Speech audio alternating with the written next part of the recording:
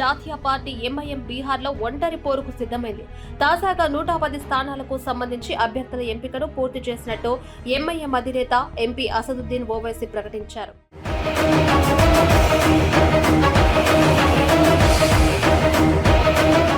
అంతేకాదు తాము king maker అవుతామని కూడా వ్యాఖ్యానించారు. వాస్తవానికి కాంగ్రెస్ నేతృత్వంలోని మహాగఠ్ బంధన్తో పొత్తు పెట్టుకుని ఎన్నికలకు వెళ్లాలని ఎంఐఎం ఆది నుంచి ఆశలు పెట్టుకుంది. కాంగ్రెస్ పార్టీ నేతృత్వంలోని మహాగఠ్ బంధన్లో చేరడం ద్వారా ప్రస్తుతం ఉన్న బలాన్ని మరింత పెంచుకోవాలని భావించింది.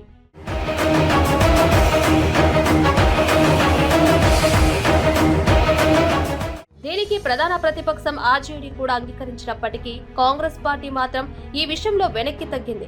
ఎంఐఎంకు అవకాశం ఇస్తే సాంప్రదాయ హిందూ ఓటర్లు తమకు దూరం అవుతారని కాంగ్రెస్ భావిస్తుంది. ఎంఐఎం నుంచి అనేక వినతులు వచ్చినప్పటికీ కాంగ్రెస్ పార్టీ నాయకులు పట్టించుకోలేదు. ఫలితంగా ఎంఐఎం ఇప్పుడు ఒంటరి పోరుకు సిద్ధమైంది.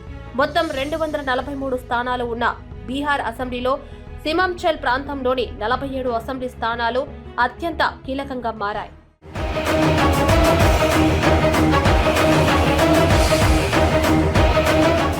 ఇవి మొత్తం 4 జిల్లాల పరిధిలో ఉన్నాయి. గత 2020 ఎన్నికల్లో సిమాంచల్ ప్రాంతంలోని 4 స్థానాల్లో ఎంఐఎం పార్టీ విజయం దక్కించుకుంది.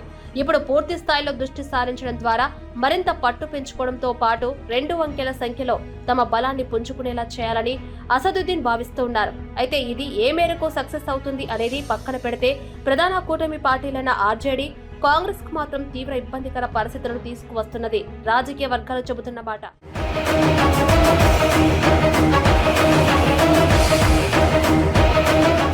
ఓటు బ్యాంకును చీలిస్తే ముస్లిం ఓటు బ్యాంకు కాంగ్రెస్ కు దూరమై తద్వారా మహాగఠ్ బంధన్ విజయాలకు కూడా పెద్ద ఎత్తున గడ్డిపడే అవకాశం ఉందని భావిస్తున్నారు.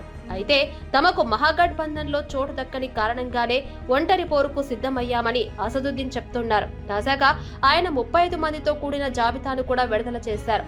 ప్రస్తుతం 110 స్థానాలకు పోటీ చేస్తున్నామని ప్రకటించినప్పటికీ రెండో దశ ఎన్నికలపై ఇంకా ఎటువంటి నిర్ణయం తీసుకోలేదని అంటున్నారు.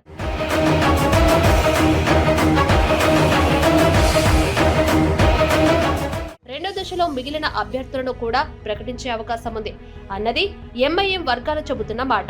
బలమైన ముస్లిం మైనార్టీలలో ఎంఐఎంకు మద్దతు భారీగా ఉండటం, పోటీకి కూడా మెజార్టీ సంఖ్యలో అభ్యర్థులు రావడం వంటివి ఎంఐఎంకు కలిసి వస్తున్న పరిణామాలు. అయితే అంతిమంగా ఇది బీజేపీ కన్నా కూడా కాంగ్రెస్ కు నష్టం చేకూర్చే అవకాశం ఉందన్నది రాజకీయ వర్గాలు చెబుతున్న మాట.